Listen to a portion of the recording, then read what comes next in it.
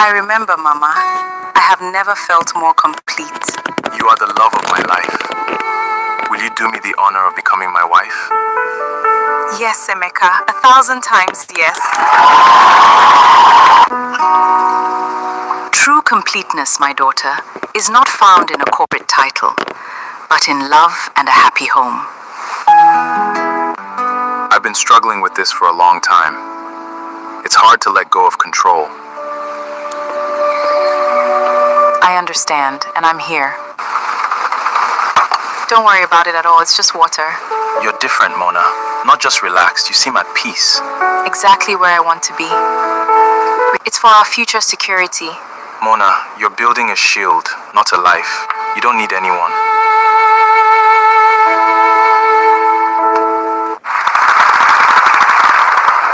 What do you think about this chapter? I think it shows that anything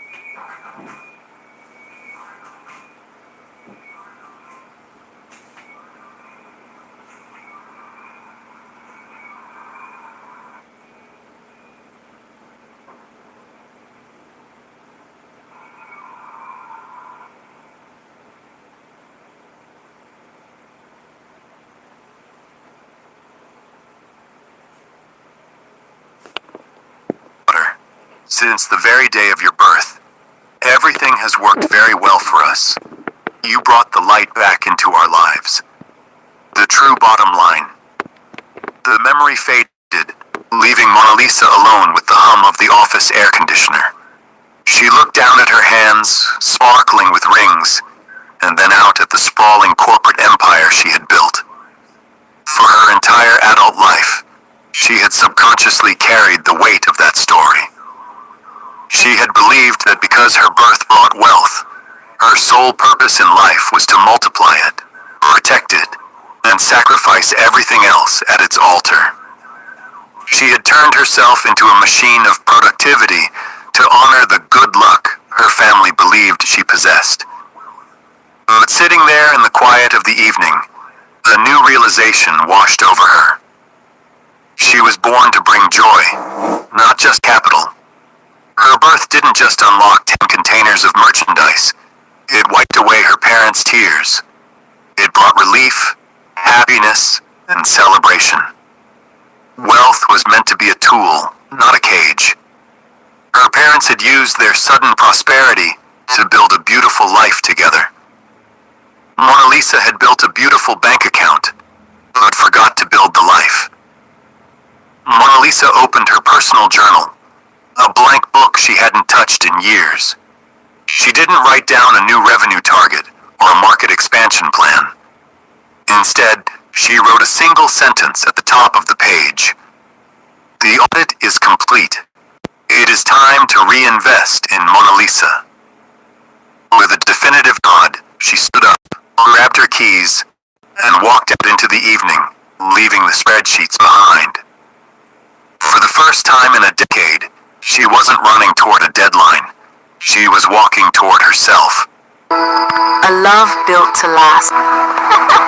You are going to the world, Mona. Just promise you won't forget to live in it.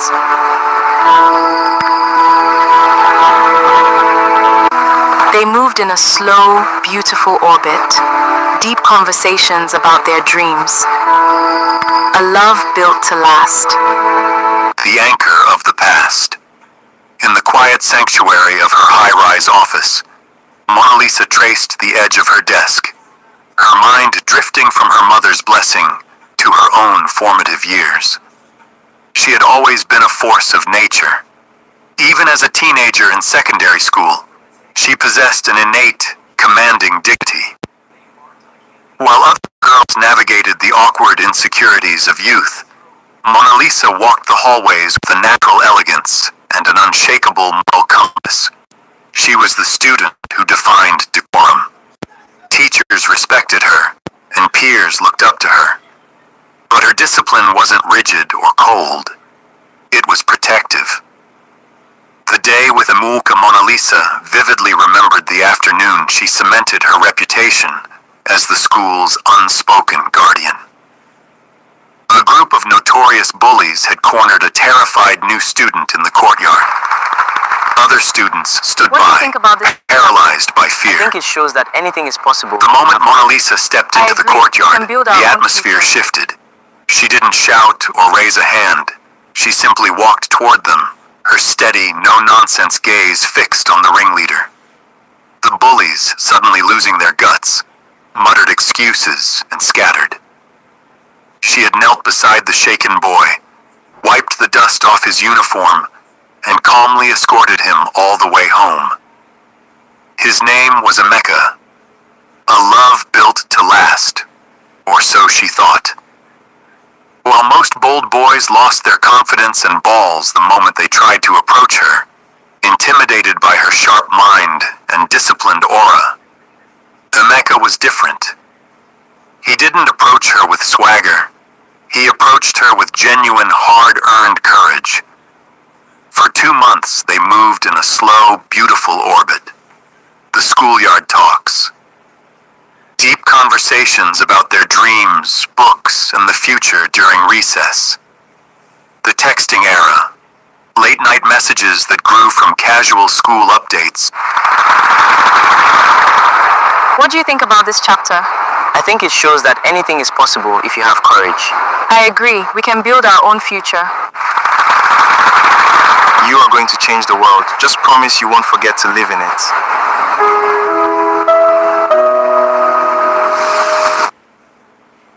I prayed so hard for a girl child, Mona. We were barely managing. But from the very day of your birth, everything changed. Since the day of your birth, everything changed. You brought the light back. It is time to reinvest in Mona Lisa. Since the Courage. For 2 months, they moved in a slow, beautiful orbit. The schoolyard talks. Deep conversations about their dreams, books, and the future during recess. The texting era. Late-night messages that grew from casual school updates to profound late-night philosophies. The observation. Mona Lisa watching how kind, resilient, and grounded Emeka was, while Emeka admired her fierce independence. When she finally answered yes to his request to be in a relationship, it felt like a cosmic alignment. Their love became a model for everyone around them, pure, respectful, and fiercely supportive. Emeka understood her strength and never tried to dim her light. She truly, You're going to deeply world, believed they were building a foundation promise you won't that forget would to live last in a it. lifetime. You are going to change the world, Mona, Emeka had told her on graduation day, holding her hand. Just promise you won't forget to live in it. The armor that became a cage. Sitting in her 2026 corporate empire, Mona Lisa finally understood the tragic irony of her life. The very traits that made her an incredible, protected young woman, her unyielding confidence, her hyper-discipline, her defensive walls, were the exact traits that had locked her out of a romantic life as an adult. When her path drifted away from Emeka's as corporate ambition took over, she had used her no-nonsense attitude as armor. In the boardroom, that armor made her a billionaire. In her personal life, it made her unapproachable. Men were still losing their confidence around her, just like the boys in secondary school, because she had forgotten how to take the armor off. She hadn't just lost Emeka over the years. She had lost the vulnerability that allowed someone to love her. You are going to change the world. Just promise you won't forget to live in it.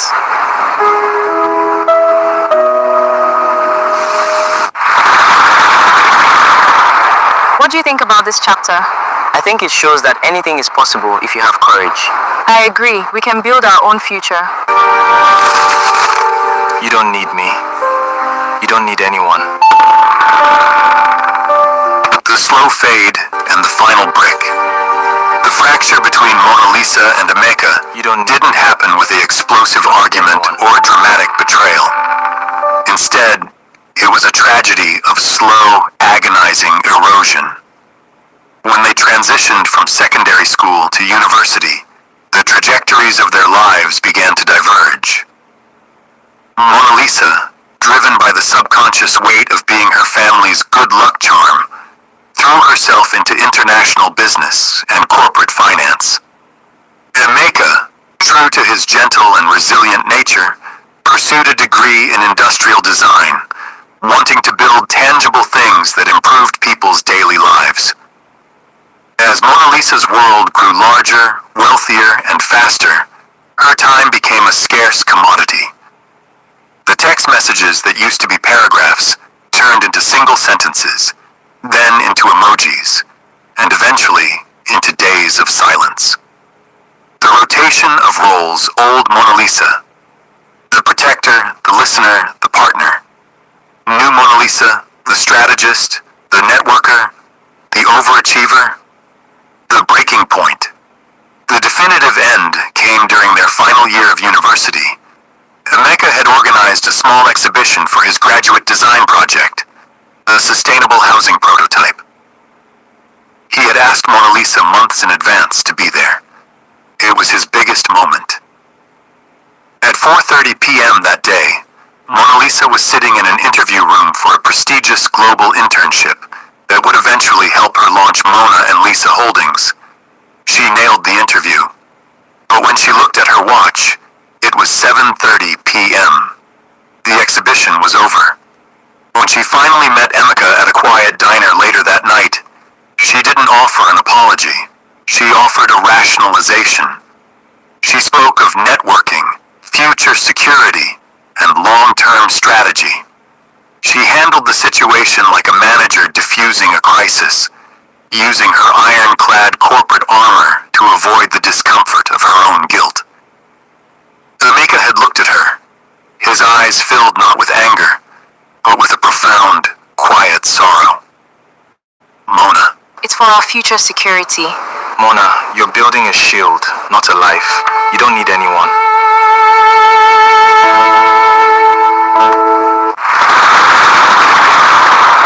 What do you think about this chapter? I think it shows that anything is possible if you have courage. I agree. We can build our own future. You are going to change the world. Just promise you won't forget to live in it.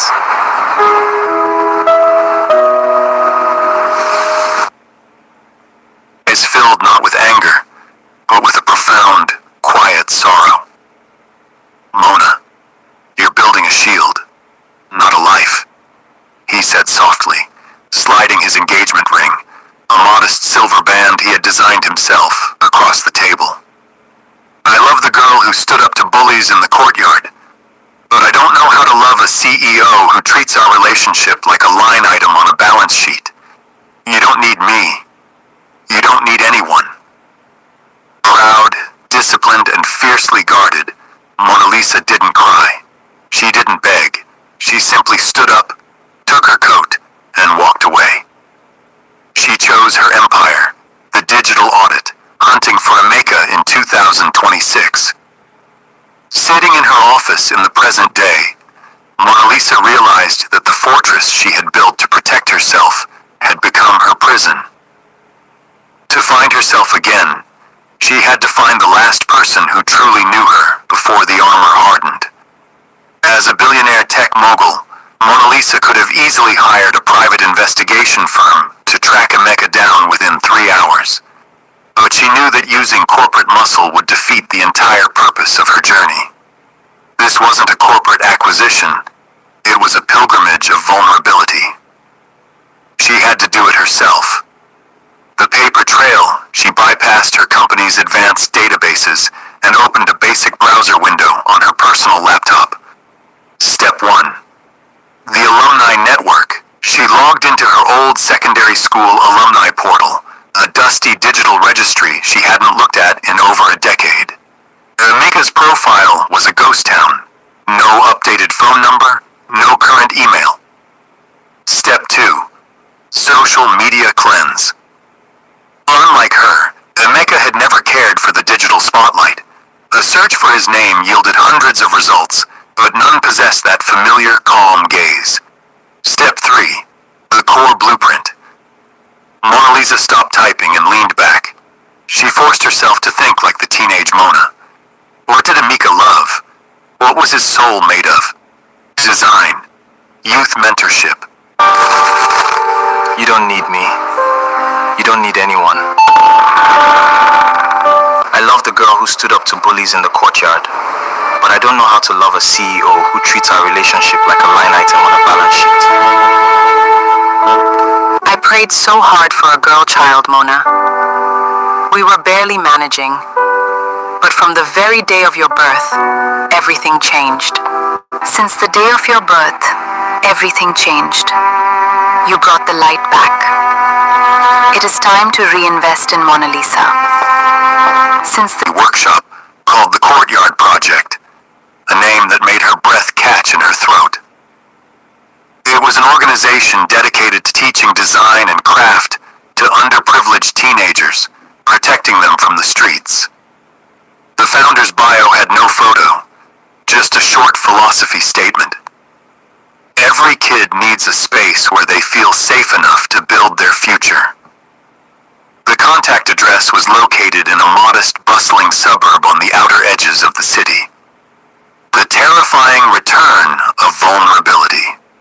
For the first time in 6 years, Mona Lisa felt a physical sensation she had completely forgotten. Fear. It wasn't the strategic anxiety of a hostile corporate takeover or the stress of a fluctuating stock market. This was a raw, trembling, visceral terror. Her heart hammered against her ribs. Her palms were faintly damp. She realized that tracking Emeka down meant she could no longer hide behind her net worth, her flawless tailoring, or her board of directors. To stand before him, she would have to strip away the billionaire persona and answer the most terrifying question of all. Who is Mona Lisa when she isn't winning? The choice. She looked at the address of the Courtyard project on her screen. She could close the laptop, call her driver, go back to her luxury penthouse, and pretend this evening never happened. She could remain safely, comfortably lonely in her castle. Instead, Mona Lisa reached into her purse and pulled out a small velvet pouch. Inside was the silver band Emeka had left on the diner table all those years ago, a piece of her past she had never been able to throw away. She closed her laptop, walked out of her executive suite, and bypassed her usual private driver. She stepped out onto the city streets alone, hailed a regular yellow cab, and gave the driver the address to the outer suburbs. The armor was officially off. The audit was over, and the recovery of her life had begun. I can't believe we found our way back. I never really lost hope.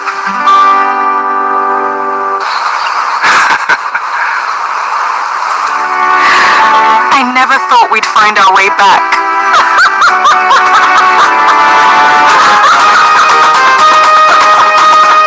The reunion at the Courtyard project. The yellow cab dropped Mona Lisa off in front of a weathered brick warehouse. The contrast between this neighborhood and her sterile corporate headquarters was jarring. Here, the air smelled of sawdust, rain, and street food. The sounds of metal clinking, faint music, teenage laughter echoed from inside the building. Mona Lisa smoothed down her trench coat, took a deep breath to steady her hammering heart, and pushed open the heavy wooden door. Inside, the space was alive with creativity. Welded sculptures, architectural blueprints, and wooden prototypes lined the walls. And there, in the center of it all, stood Emeka. He was in his mid-30s now, his frame broader, his face wearing the faint, rugged lines of a man who worked with his hands. He was laughing, showing a young boy how to sand a piece of mahogany. That laugh instantly pierced through Mona Lisa's remaining defenses. It was the exact same laugh from the secondary school courtyard. When Emeka turned and saw her standing by the entrance, his laughter died down. The teenage student sensed the sudden shift in energy and fell quiet. For a long, agonizing moment, neither of them moved. Emeka, softly, incredulous. Mona? Mona Lisa didn't use her commanding boardroom stride. She walked forward slowly, almost tentatively. She reached into her pocket, pulled out the small velvet pouch, and tilted her palm. The modest silver band caught the dim warehouse light. Mona Lisa, you told me once not to forget to live in the world. It took me 6 years, but I'm finally ready to try. What happened next? The long walk home. Emeka didn't run into her arms, nor did he turn her away. He was too grounded for theatrical displays. Instead, he asked his assistant to take over the workshop, grabbed his jacket, and looked at her. "Let's walk," he said simply. They walked for hours through the bustling suburban streets. Mona Lisa, who usually dominated every conversation with strategic timelines, found herself listening. The reality check. I've been struggling with this for a long time. It's hard to let go of control. I understand, and I'm here. I love the girl who stood up to bullies in the courtyard, but I don't know how to love a CEO who treats our relationship like a line item on a balance sheet. Mona Lisa confessed her absolute told him about her mother's story, her toxic belief that her only value lay in generating wealth, and how terrifying it was to step away from her desk. "I don't expect you to just fall back in love with me, Emeka," Mona Lisa said, her voice cracking slightly. "I just needed you to know that the girl who saved you from those bullies is still in here.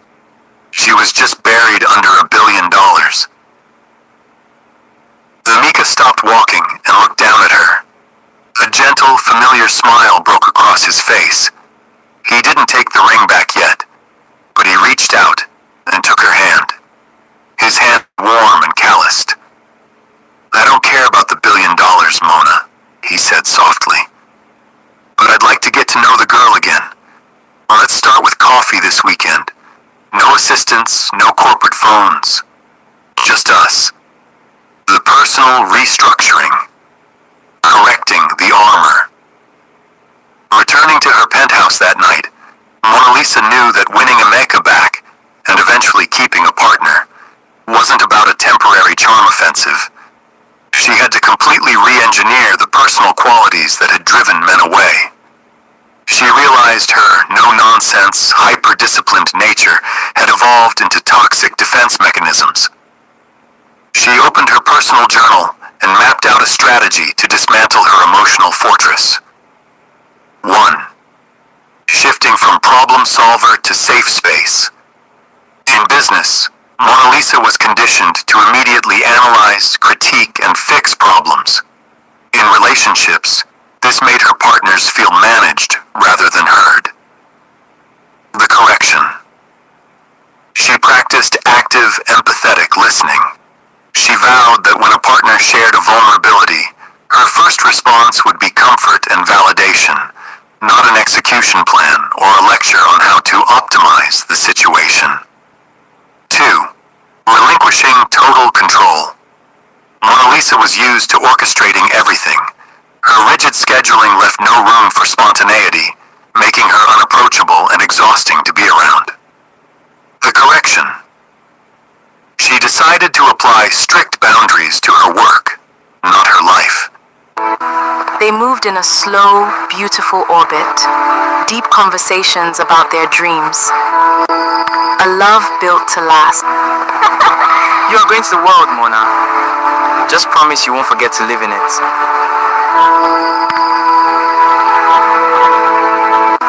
They moved in a slow, beautiful orbit, deep Personal restructuring. Correcting the armor. Returning to her penthouse that night, Mona Lisa knew that winning Emeka back, and eventually keeping a partner, wasn't about a temporary charm offensive. She had to completely re-engineer the personal qualities that had driven men away. She realized her no-nonsense, hyper-disciplined nature had evolved into toxic defense mechanisms. She opened her personal journal and mapped out a strategy to dismantle her emotional fortress. 1.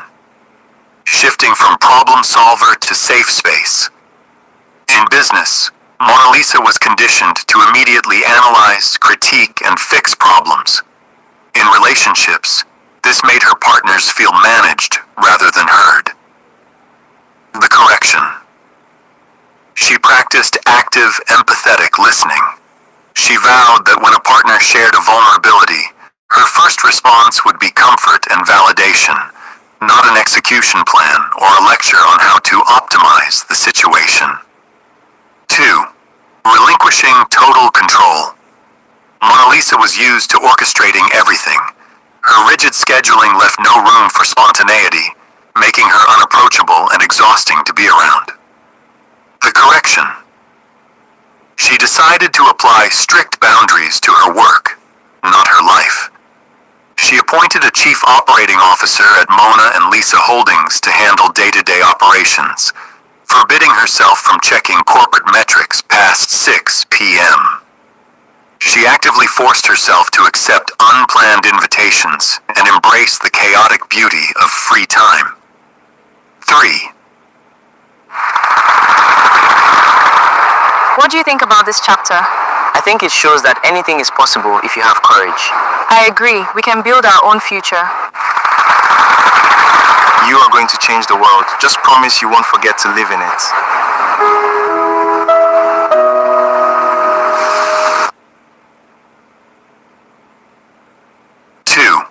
Relinquishing total control.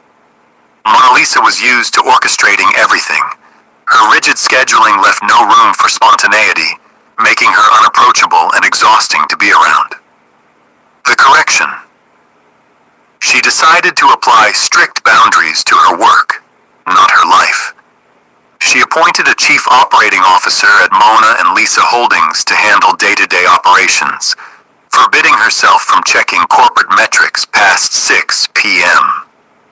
She actively forced herself to accept unplanned invitations and embrace the chaotic beauty of free time. 3. Trading the CEO persona for vulnerability. Her intense confidence often translated as arrogance, leaving men feeling redundant or intimidated. She had used her independence as a weapon, proudly signaling that she didn't need anyone.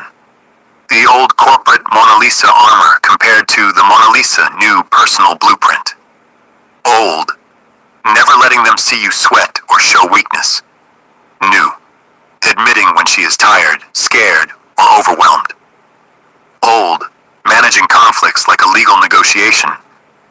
New, expressing hurt feelings honestly without getting defensive. Old, doing everything alone to prove self-sufficiency. New, actively asking for help, allowing a partner to feel needed. 4. Reconnecting with the creative girl. To truly soften her exterior, she had to feed the part of her soul she had starved for over a decade. The next afternoon, Mona Lisa bought high-quality sketch pads, charcoals, and vibrant paints. She dedicated a corner of her luxury penthouse, once a minimalist, sterile space, to many unfiltered art. By allowing herself to create things that weren't tied to a profit margin, she slowly felt the cold, corporate ice around her heart begin to melt. She was finally ready to be loved, not for her empire, but for herself. What's the point of an empire if you're alone? I've been struggling with this for a long time. It's hard to let go of control. I understand, and I'm here. What's the point of an empire if you're alone?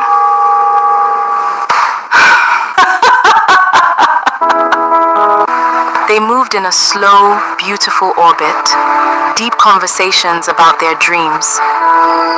A love built to last. The evolution of Mona Lisa from a hyper-focused billionaire tycoon to a woman reclaiming her humanity is a masterclass in personal restructuring. For years, she operated under the assumption that her worth was directly tied to the upward trajectory of Mona and Lisa Holdings. Dismantling that belief required her to completely tear down the identity she had built and construct a new version of herself from the foundation up. The old Mona Lisa, the castle walls. The old Mona Lisa was a study in absolute control, calculation, and emotional containment. She operated less like a human being and more like a perfectly calibrated algorithm designed to maximize efficiency and eliminate risk. The armor of success. To the outside world, the old Mona Lisa was flawless. Her posture was unyielding.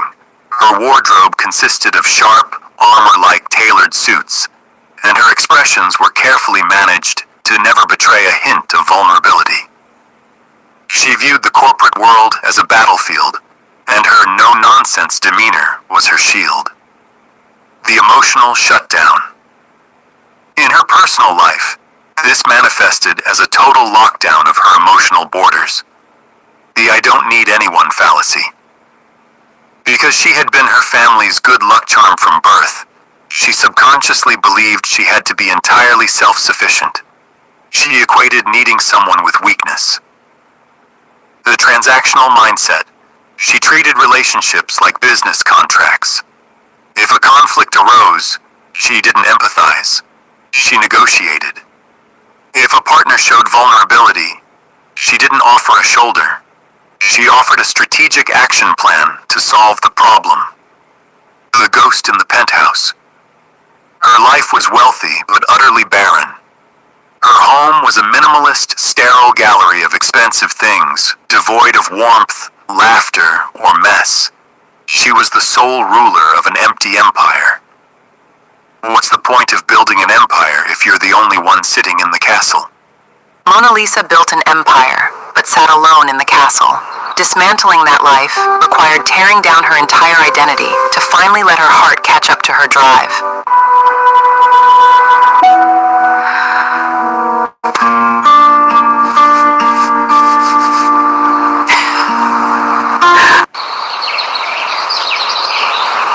She told me this book would guide me.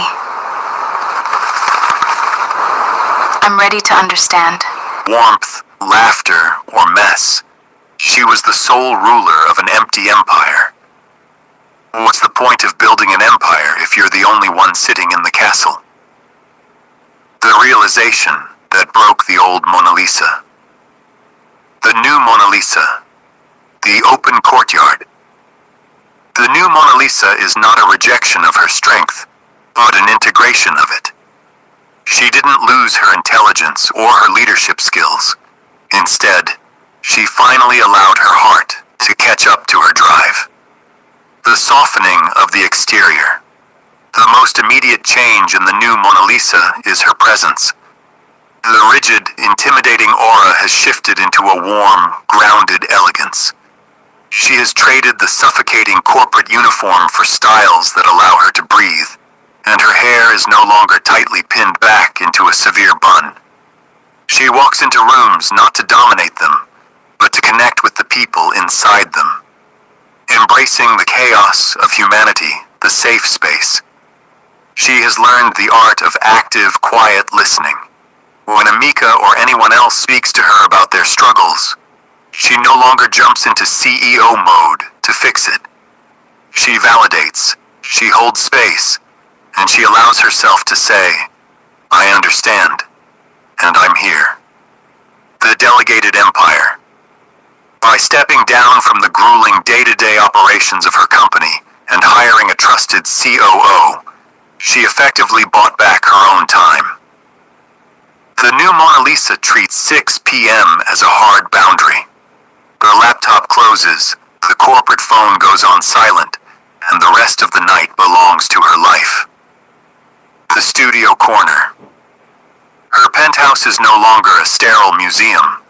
A massive corner of her living space is now covered in drop cloths, easels, charcoal dust, and vibrant, messy splashes of acrylic paint.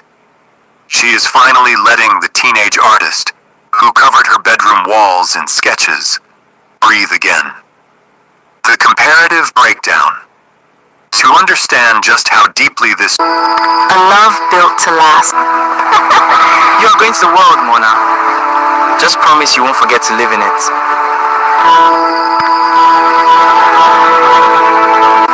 They moved in a slow, beautiful orbit. Deep conversations about their dreams. A love built to last. the anchor of the past. In the quiet sanctuary of her high-rise office,